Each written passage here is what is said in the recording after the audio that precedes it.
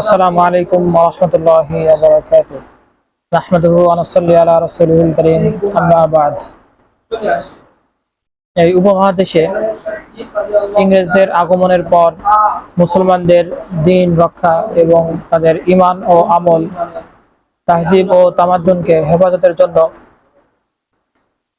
যে প্রতিষ্ঠানগুলো গড়ে উঠেছে তার মধ্যে দারুল উলুম দেওবন্দ, দারুল উলুম নাদওয়া অন্যতম।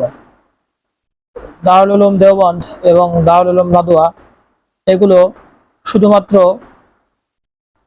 শিক্ষা দেওয়া এবং শিক্ষা নেওয়ার জন্যই প্রতিষ্ঠিত হয়নি, বরং এখান থেকে এমন এমন ছাত্র গড়ে উঠবে যারা দেশের রাজনীতি এবং ইসলাম এবং মুসলমানদের সামনে যত দুর্যোগ আসবে সব দুর্যোগ মোকাবেলা করতে পারে, সেই যোগ্যতা দিয়েই তাদেরকে পাঠদান করা হয়।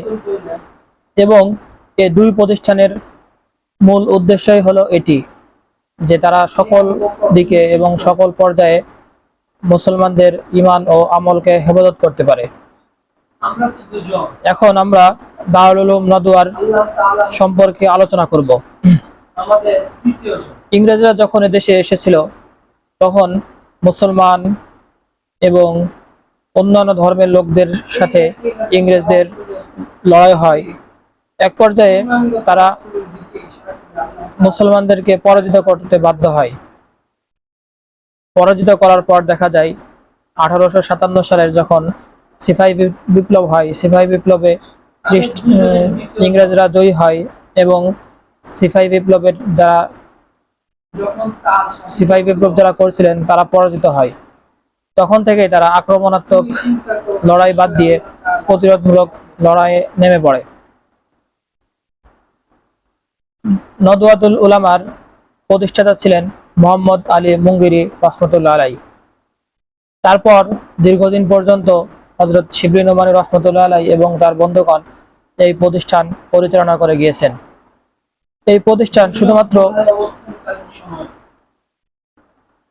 পড়াশোনা এবং শিক্ষা দেওয়ার জন্যই গড়ে ওঠেনি, বরং ইসলামের উপর যত ধরনের মোকাবেলা হতে পারে, যত ধরনের বিপদ আসতে পারে, সব ধরনের বিপদের মোকাবেলা করার জন্য এই প্রতিষ্ঠানটি গড়ে উঠেছিল।